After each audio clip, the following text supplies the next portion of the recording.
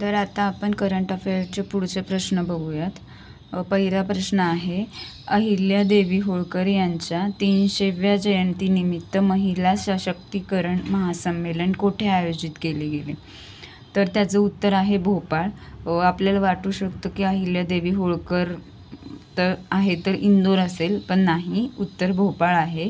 आणि जयंती कितवी आहे? तर 300वी आहे. तर आयोग कसाही प्रश्न विचारू शकतं, जयंती कितवी आहे किंवा कोणते महासंमेलन आयोजित केले?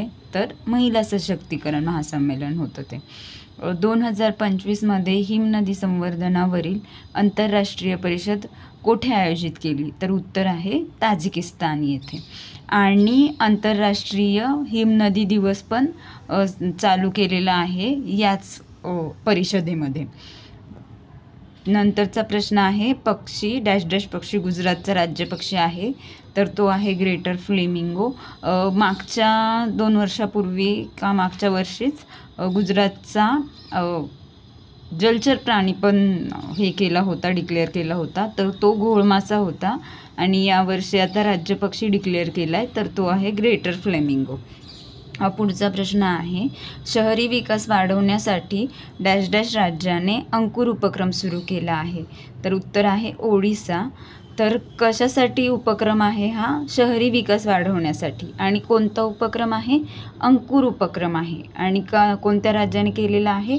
ओडिसा राज्याने केलेला आहे. तर असे 3 प्रश्न होतील या एकाच प्रश्नापासून. पुढचा प्रश्न बघूयात. भारताचे सर्वात मोठे ग्रामीण स्वच्छता सर्वेक्षण स्वच्छ सर्वेक्षण ग्रामीण 2025 SSG 2025 कोणी सुरू केली? तर त्याचं उत्तर आहे जलशक्ती मंत्रालय. पुढचा प्रश्न आहे, भारतात कृषी परिवर्तन वेगाने घडवून आणण्यासाठी शेतकऱ्यांना सक्षम करण्याच्या उद्देशाने सुरू केलेल्या मोहिमेचे नाव काय?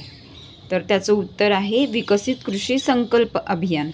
तर आयोग खूप कॉम्बिनेशन्समध्ये त्याचा आन्सर देऊ शकतं, की जसं इथे दिलेलं आहे, कृषी परिवर्तन म्हणजे कृषी परिवर्तन, अन्नदाता सक्षमीकरण किंवा विकसित कृषी समृद्ध अन्नदाता म्हणजे शेतकरी यांना सक्षम करायचं आहे ना. तर अन्नदाता आता सध्या खूप ठिकाणी वापरला गेलेला शब्द आहे, तर तसाही आयोग टाकू शकतं उत्तरामध्ये. पण उत्तर आहे विकसित कृषी संकल्प अभियान. पुढचा प्रश्न बघूयात.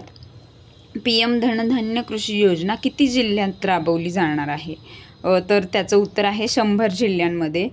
ही योजना आत्ताचा अर्थसंकल्प जो 24-25चा होता त्यामध्ये दिलेली आहे ही योजना. जर अर्थसंकल्पाचा अभ्यास नीट केलेला असेल तर त्यामध्ये आहे की 100 जिल्ह्यांमध्ये ही राबवायची आहे पायलट बेसिसवर. आणि नंतर मग त्याचा पुढे एक्सपान्शन होणार आहे. पुढचा प्रश्न आहे, जागतिक हवा गुणवत्ता जो आहे अहवाल त्याबद्दल अयोग्य विधाने ओळखायची आहेत आपल्याला. तर सर्वात प्रदूषित देश चाड ठरला आहे आणि सर्वात प्रदूषित महानगर भारतातील बर्निहाट आहे. हे मेघालय, आसाम तिकडेच आहे, नॉर्थ ईस्टमध्येच आहे हे बर्निहाट शहर. तर ते भारतातील सर्वात म्हणजे प्रदूषित शहर ठरलेलं आहे.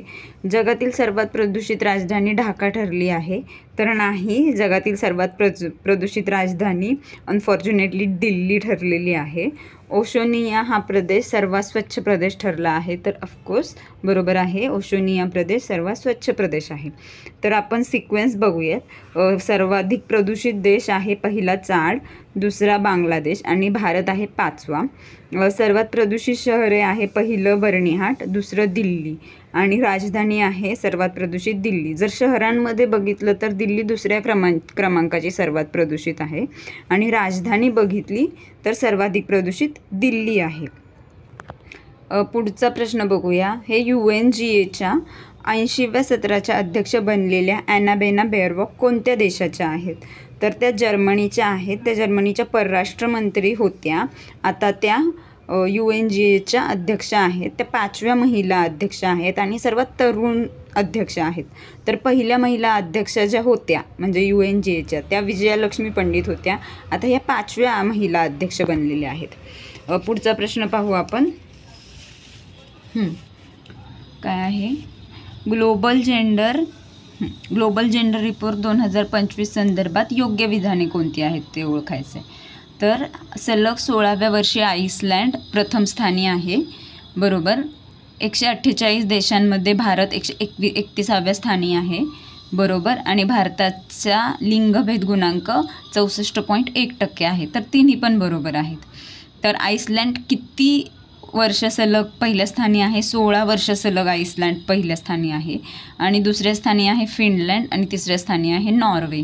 आणि सगळ्यात लास्टला जो आहे तो पाक आहे 148व्या स्थानी. आणि मग आहे सुदान म्हणजे सेकंड लास्ट. आणि भारत कितव्या स्थानी आहे? तर 131व्या स्थानी. पुढचं आहे डॅश डॅश या राज्य सरकारने प्रत्येक घरात उद्योजकतेला चालना देण्यासाठी एक कुटुंब एक उद्योजक, वन फॅमिली वन एंटरप्रेन्योर ही योजना आणली आहे. तर उत्तर आहे आंध्र प्रदेश. पुढचा प्रश्न आहे HDI बद्दल योग्य विधाने कोणती आहेत ते ओळखायचे. या वर्षीच्या अहवालात आईसलँड प्रथम तर सुदान शेवटी आहे. बरोबर आहे. हे भारताचा 130वा क्रमांक आहे. आणि या अहवालाची थीम कृत्रिम बुद्धिमत्तेबद्दल आहे. तर हा बघा, ग्लोबल जेंडर गॅप रिपोर्टमध्ये भारत 131व्या स्थानी आहे आणि ह्युमन डेव्हलपमेंट रिपोर्टमध्ये 130व्या स्थानी आहे. तर कन्फ्यूज नाही करायचं आहे. इथे 130 आहे आणि जे जेंडर गॅप रिपोर्ट आहे तिथे 131व्या स्थानी आहे. आणि या अहवालाची थीम कृत्रिम बुद्धिमत्तेबद्दलच आहे. हे पण बरोबर आहे. पुढचा प्रश्न, जुलै 2025मध्ये कोणता देश युरोझोन चलन क्षेत्राचा 21वा सदस्य देश बनला आहे? तर उत्तर आहे बल्गेरिया. आणि जो 20वा सदस्य देश होता तो होता क्रोएशिया. पुढचं बघा, आंतरराष्ट्रीय सौर आघाडी म्हणजे सोलार अलायन्स संमेलनात कोणाची महासंचालक म्हणून निवड झाली? तर उत्तर आहे आशिष खन्ना. आधी कोण होते यांच्या आधी? तर अजय माथुर होते. ओके. पुढचा प्रश्न आहे, खालीलपैकी कोणाची जागतिक हवामान संघटनेच्या उपाध्यक्षपदी, अध्यक्ष नाही उपाध्यक्षपदी निवड झाली आहे? तर ते आहेत मृत्युंजय महापात्रा. आता पुढचं प्रश्न बघूयात आपण. निधन वार्तेवरचा प्रश्न आहे हा. नुकतेच निधन झालेले मारुती चिदंबल्ली यांच्याबद्दल योग्य विधान ओळखायचे. तर त्यांना अरण्य पंडित म्हणून ओळखले जात होते. चकवा चांदणे या नावाचे आत्मचरित्र आहे. त्यांना 2025चा पद्मश्री पुरस्कार मिळालेला आहे आणि ते 79व्या मराठी साहित्य संमेलनाचे अध्यक्ष राहिलेले आहेत.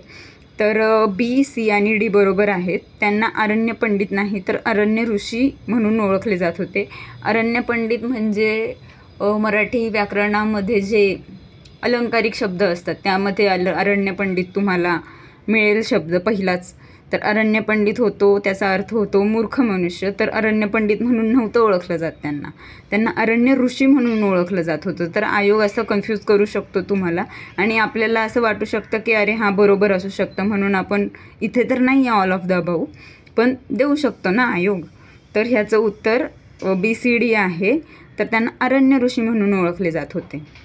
आणि चकवा चांदणे हे त्यांचं आत्मचरित्र आहे. आणि इतर पण पुस्तके आहेत जसे की दिगंतरा, केशराचा पाऊस, रातवा, जंगलाचे देणे. तर अशी मेन पुस्तकं लक्षात ठेवायची. आणि जे 79व साहित्य संमेलन होतं मराठीचं तर ते सोलापुरात झालेलं होतं. तर आत्ता आपण एवढे प्रश्न बघितलेत, उरलेले आपण नंतर बघूयात.